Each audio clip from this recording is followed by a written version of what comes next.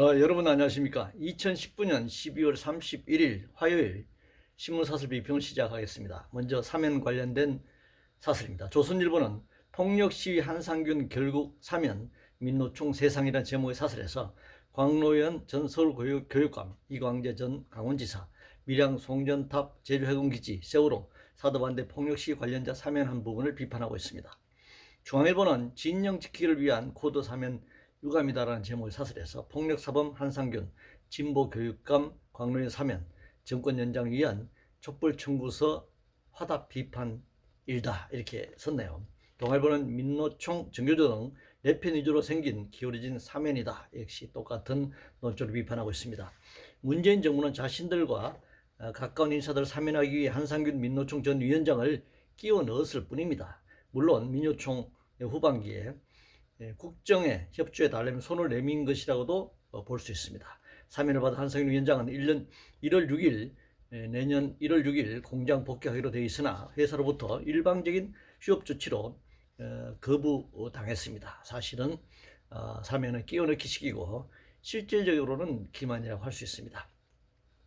경사노위 관련해서 매일경신문은 민노총 경사노위부터 당장 복귀해야 한다는 제목의 사설에서 대화 타협을 배제한 채 장애집회와 파업 등 물리적 방식으로 막무가내식 요구를 하고 있다. 이렇게 민노총을 비판하고 있는데요. 민노총이 제일노총이 된 것과 경사노위 복귀가 무슨 관계인지 묻고 싶습니다. 경사노위는 노사정 합의주의를 전제로 하고 있습니다. 노동이 자본에 협조해야 한다는 전제가 깔려 있습니다. 자본주의 역사에서 일관되게 관철된 일입니다. 최근 탄력근로제 확대 등 노동시간을 연장해 노동자를 더 착취할 수 있는 제도를 경사노위가 앞장서서 만들어 왔습니다. 경사노위는 자본의 하부기구로 전락한 지 오래됐습니다. 민주노총이 경사노위에 참여하지 않는 이유가 바로 그것입니다. 상명차만 보더라도 경사노위 중재로 해고자 복직이 합의됐지만 지키지 않고 있습니다. 공수처법 관련해서 조선일보는 나라의 기본틀 강제 변경 군사정권 이후 처음이다. 중앙일보는 역사적 오점으로 남을 20대 국회 공수처 입법이라는 제목의 사설에서 기명투표로 4+1이 일사불란하게 찬성표를 던졌다. 괴물 수사기관의 전횡을 국민이 감시해야 한다. 이렇게 비판했습니다. 동아일보는 4+1 공수처법 강행 계약으로 변질된 검찰개혁이다. 문화일보는 위헌 공수처 야바이 통과, 의회 민주주의 조종 올렸다. 이렇게 비판하고 있습니다. 검찰이냐 공수처냐 하는 논쟁은 그저 권력 투쟁의 현상일 뿐입니다. 권력을 가진 자들, 기득권 세력들 이전 투구 과정에서 벌어진 국가권력기관의 옥상옥이 하나 더 만들어진 것일 뿐입니다. 기존 검찰에서 아니면 특검의 전직 대통령들을 구속시켜 왔는데 공수처가 있어야만 공짜 비리를 별도 수사할 수 있다고 주장하는 것은 어불성설이죠. 하도 고위공직자 비리가 심한 부패한 사회니 공수처가 생기면 좀 더 깨끗해지려나 하고 기대하는 국민들이 있지만 이는 부패한 정치 세력들의 혹세무민이라고 할 수 있습니다. 권력투쟁 관련해서 문화일보는 추미애 법무후보의 검찰 매도, 친문수사 무력화 예고인가? 라고 비판하고 있습니다. 박근혜 게이트 관련자들을 구속시키는 데 앞장섰던 윤석열 검찰총장이 문재인 정권 핵심을 수사하자 문재인 정부가 추미애를 내세워 압박하겠다는 것입니다. 윤석열이 토사구팽이 될지 아니면 문재인 정권이 닫힐지는 지켜볼 문제이지만 권력투쟁의 최종 심판자는 국민이 될 것입니다. 누구든지 순리를 어기면 무너지게 되어 있습니다.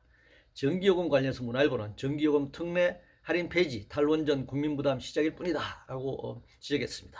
다른 나라에 비해 전기요금이 쌌던 것은 사실입니다. 그렇다고 가게만 혜택을 받은 것이 아닙니다. 재벌 대기업들도 혜택을 받았습니다. 전기요금을 정상화하는 것은 필요합니다. 그러나 에너지 빈곤층에 대해서는 당연히 감면 혜택을 부여해야 합니다. 전기요금을 정상화한다고 탈원전을 해서는 안 된다는 논리는 맞지 않습니다. 오히려 정반대입니다. 지금 전력의 20%가 남아도입니다.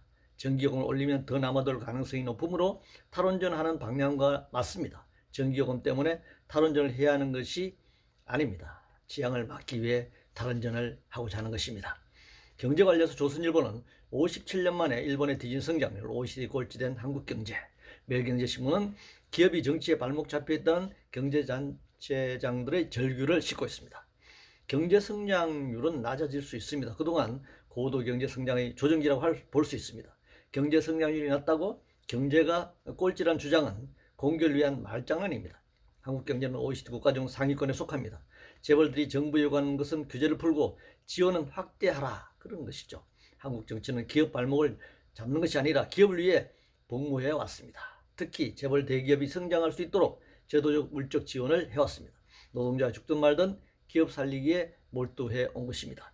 한반도 비핵화 관련해서 동아일보는 북 사흘째 당 전원회의 핵 ICBM 도발로 자멸 제초 말라라고 지적하고 있습니다. 한반도 비핵화를 위한 북미 정상회담이 교착 상태에 빠지고 미국의 대북 제재가 더 강화되는 상황에서는 뻔히 예상되었던 바입니다. 한반도 긴장이 높아지는 것이 미제국주의 세력이나 군산 복합 체계는 좋은 일일지도 모릅니다. 한국의 방위 빈성을 강압하고 엄청난 미국산 무기를 팔아먹을 수 있기 때문입니다. 이들이 과연 한반도 평화를 원하기나 하는 걸까요? 도발을 말하려면 북한에게만 말고 미국에게도 똑같은 기준으로 말해야 합니다. 암호화폐 관련 산경신문은 암호화폐 세금 부과 없어 과세 기준부터 마련해야 한다라는 제목의 사설에서 암호화폐 법적 지위나 과세 근거 없다, 부당과세 논란이 있다, 명확한 과세 기준과 법적 근거 따라야 한다, 이렇게 지적했는데요.